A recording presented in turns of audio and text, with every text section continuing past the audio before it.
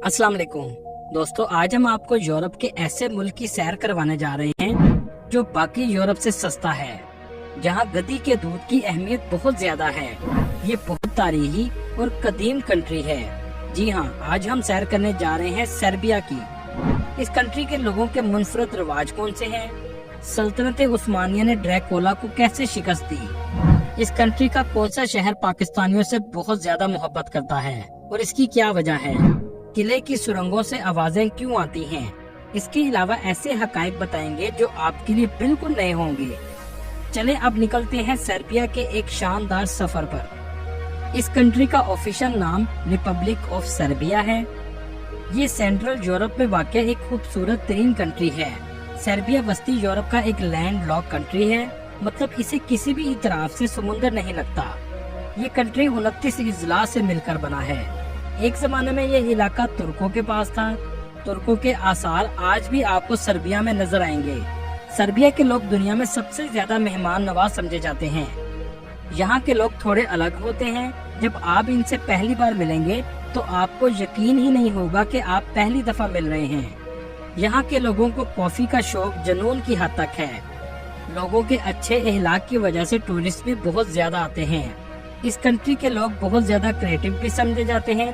इसी वजह से इस सरजमीन को साइंसदानों की सरजमीन भी कहा जाता है, क्योंकि दुनिया के बहुत से फेमस साइंटिस्ट इस कंट्री में पैदा हुए।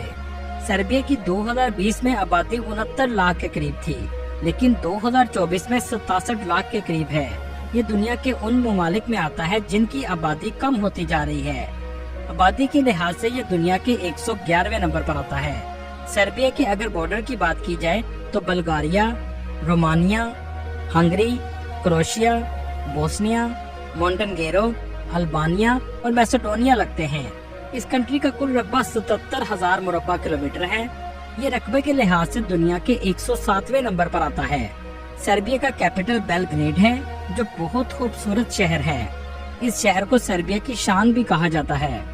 एक अंदाजे के मुताबिक ये शहर 7,000 साल से भी ज्यादा कदीम है। इस शहर की नाइट लाइफ भी बहुत फेमस है। कुछ लोग कहते हैं इसकी नाइट लाइफ का मुकाबला लंदन और न्यूयॉर्क जैसे शहर भी नहीं कर सकते।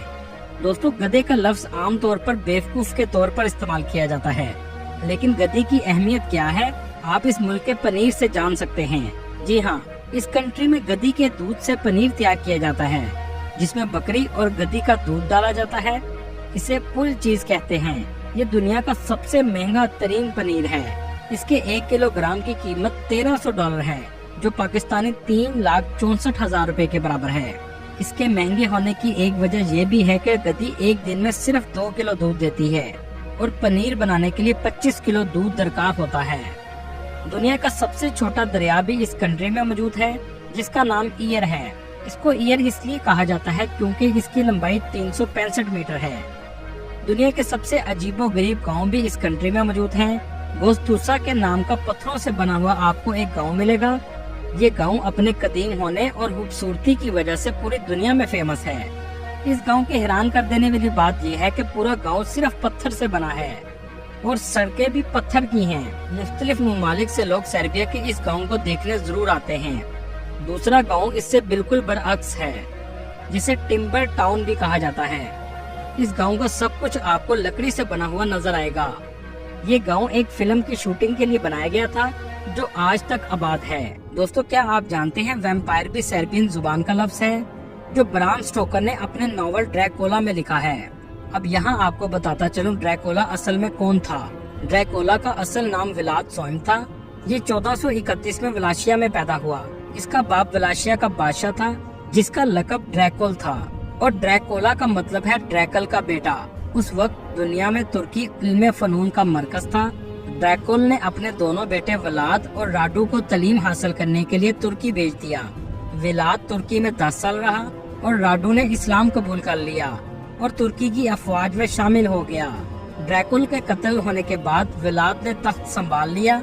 इतने में कुस्तुनतीनिया सुल्तान मोहम्मद फतेह ने फतह कर लिया। विलाद यानी ड्रैकुला नफरत की आग में जलने लगा। तुर्क के सफीर विलाद यानी ड्रैकुला के पास आए तो विलाद ने इन्हें बहुत बेरहमी से कत्ल कर दिया। सर्बिया में ये आज भी जगह मौजूद है, जिसे स्कल टावर कहा जाता है। ये जगह आज भी देखने के बाद खौफ पैदा करती है। ड्रैकुला दुश्मन को कत्ल करने के बाद उनके आजाद चुबाता और उनका खून भी पीता था। इसी वजह से इसे वैम्पायर भी कहा जाता था। सुल्तान मोहम्मद फतेह को जब पता लगा तो सल्तनत उस्मानिया ने ड्रैकुला को अपने अंजाम तक पहुंचा दिया। लेकिन आज भी ड्रैकुला का किरदार फिल्मों और कहानियों की शक्ल में मौजूद है। दोस्तों, ये कंट्री तारीखी लिहाज से भी बहुत कदीम है। ये शहर हजरत ईसा अलैहिस्सलाम के आने से भी 5000 साल पहले आबाद हुआ। दूसरी सदी में ये रोमन अम्पायर का हिस्सा बन गया। कहा जाता है रोमन अम्पायर्स के 20 से ज्यादा बादशाह इसी इलाके में पैदा हुए थे। 395 में ये इलाका बाइजेंटीन के पास चला गया। 1200 में किंगडम ऑफ सर्बिया का आगाज हुआ जो 1300 तक खत्म हो गई। 1459 में सल्तनत उस्मानिया ने इसके कुछ हिस्से को फतह कर लिया और जंगों का आगाज हो गया। सल्तनत उस्मानिया के इस हिस्से पर कब्जा 4 सदियों तक रहा और इस्लाम भी इस खित्ते में फैलने लगा। 1804 में सर्बिया में इनकलाब ने जन्म लिया, जिससे सर्बिया तुर्कों से आजाद हो गया। लेकिन कोसोवो वो इलाका है जहां 90% मुसलमान आबाद थे। ये लोग अपनी आजादी हासिल करने में नाकाम रहे। 17 फरवरी 2008 को कोसोवो ने अपनी आजादी का ऐलान कर दिया। दुनिया के 111 के करीब ममालिक ने कोसोवो की अलग रियासत तस्लीम कर ली। सर्बिया ने कोसोवो पर कई बार हमले किए। कोसोवो के मुसलमानों पर जुल्म की इंतहा भी की गई, लेकिन आज तक वो मुसलमानों के जज्बे को शिकस्त नहीं दे सके। कोसोवो पर हम एक अलग वीडियो भी बनाएंगे। दोस्तों, दुनिया का 1/3 रास्पबेरी भी सर्बिया में पैदा होती है। ये फ्रूट सर्बिया की मईशत में भी अहम किरदार अदा करता है। सर्बिया में 85% ऑर्थोडॉक्स क्रिश्चियन, 5% रोमन कैथोलिक, 3% मुस्लिम और बाकी दूसरे मज़हब के लोग आबाद हैं। सर्बिया में इस्तेमाल होने वाली करेंसी सर्बियन दिनार है। 1 दिनार पाकिस्तानी 2 रुपए 64 पैसे के बराबर और इंडियन 80 पैसे के बराबर है। दूसरे यूरोप के ममालिक की निस्बत ये सस्ता कंट्री है। इस कंट्री का GDP $67 बिलियन है और यहाँ के लोगों की सालाना आमदनी $9,800 है। बेलग्रेड के किले की अहमियत बहुत ज्यादा है। ये किला 2000 साल से भी ज्यादा पुराना है। इस किले के नीचे पुरअसरार सुरंगों का पेचीदा जाल बिछा हुआ है। कहा जाता है ये सुरंगें इतनी दूर तक फैली हुई हैं कि आज तक इनको मुकम्मल तौर पर दरियाफ्त नहीं किया जा सका। बेलग्रेड के किले ने बहुत सी जंगें देखी। 1456 में जब सल्तनत उस्मानिया ने इस पर हमला किया तो सल्तनत उस्मानिया को शिकस्त का सामना करना पड़ा। इस किले की वजह से सर्बिया बहुत अरसा तक सल्तनत उस्मानिया के कब्जे में न आ सका। दोस्तों, यहाँ आपको एक दिलचस्प बात बताता चलो। बेलग्रेड के किले के पास रोमन बादशाह कॉन्स्टेंटाइन पैदा हुए। ये वो बादशाह था जिसने रोमन अम्पायर में सबसे पहले ईसाईयत को तस्लीम किया और इस्तानबुल का पुराना नाम भी इसी बादशाह के नाम पर रखा गया था, जिसे उर्दू में कस्तंतीनिया कहा जाता है। आज भी ये किला असली हालत में मौजूद है, जहाँ लोग न सिर्फ तारीख का मुतालिया करते हैं बल्कि इसके खूबसूरत बागों और दरियाई डैन्यूब का दिलकश नजारा लेते हैं। टूरिस्ट इन सुरंगों को भी देखने जाते हैं और बाज लोगों का कहना है कि इन सुरंगों से अजीब आवाजें भी आती हैं। इसमें कितनी हकीकत है कोई नहीं जानता। सर्बिया में सबसे ज्यादा सर्बियन जुबान बोली जाती है। इसके अलावा इंग्लिश जुबान, रोमानियन, हंगरियन और दूसरे ममालिक की जुबानें भी बोली जाती हैं। स्कारदालिया बेलग्रेड का एक तारीखी इलाका है जो अपनी रवायत, सकाफत, कैफे और मौसीकी की वजह से जाना जाता है। इस इलाके ने सर्बिया की सकाफत को आज तक जिंदा रखा हुआ है। टूरिस्ट इस इलाके में आकर खानों और मौसीकी से लुत्फ अंदोज होते हैं। नौवीं बाजार ये वो शहर है जो सल्तनत उस्मानिया के कब्जे में रहा। इसका मतलब है नया बाजार। इस शहर में इस्लामी सकाफत के आसार आपको नुमाया नजर आएंगे। आज भी कई कदीम मसाजिद इस शहर में मौजूद हैं, जिनमें आतम अली मस्जिद और अरब मस्जिद शामिल है। दोस्तों, क्या आप जानते हैं इसकी 99% आबादी मुस्लिम है। सल्तनत उस्मानिया का सर्बिया में सबसे आखिर में खात्मा इसी शहर में हुआ था। इस शहर में ज्यादातर लोग टेक्सटाइल से वाबस्ता हैं। इस शहर के तलीमी अदारे भी पूरे यूरोप में फेमस हैं। यहाँ के लोग बहुत ज्यादा मेहमान नवाज और पाकिस्तानियों के लिए अपने दिलों में मोहब्बत रखते हैं। इसकी सबसे बड़ी वजह यह है कि पाकिस्तान ने बोस्निया और कोसोवो के मुसलमानों को सर्बिया के जालिम लोगों से बचाया था। नौवीं बाजार के पहाड़ों की दूसरी जानब इस्लामिक कंट्री कोसोवो वाक़या है। ओवाक गोल्ड सर्बिया के सबसे दिलकश और खूबसूरत कुदरती मकामात में से एक है। ये सांप की शक्ल के बल खाते हुए दरियाओं की वजह से फेमस है। दोस्तों, यहाँ आपको एक अजीब घर के बारे में बताता चलूं, जिसका नाम हाउस ऑफ दरीना है। एक नहायत मुनफरद और हैरत अंगेज मकाम है जो सियाहों को अपनी तरफ खींचता है। یہ گھر مقامی لڑکوں نے دریا کا نظارہ لینے کے لیے بنایا تھا، جو آج پوری دنیا میں فیمس ہو چکا ہے۔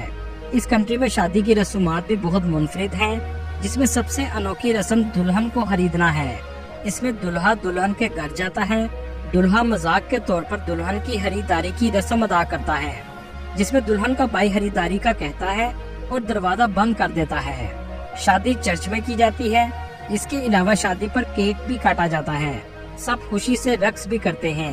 دوستو، اس کنٹری کو سائنسدانوں کا کنٹری بھی کہا جاتا ہے، جس میں سب سے فیمس سائنسدان نیکولا ٹیسلا بھی اسی کنٹری میں پیدا ہوئے تھے، جس کے نام سے آج ٹیسلا کمپنی بھی موجود ہے، جو الیکٹرک کارز بناتی ہے۔ یہ 10 جولائی 1856 کو پیدا ہوئے۔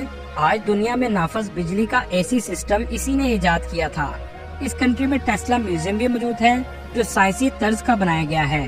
دوستو، اگر اس کنٹری میں کام کرنے کی بات کی جائے تو یہاں کم سے کم سیلری 544 یورو ہے، جو پاکستانی 1,65,000 روپے کے برابر ہے۔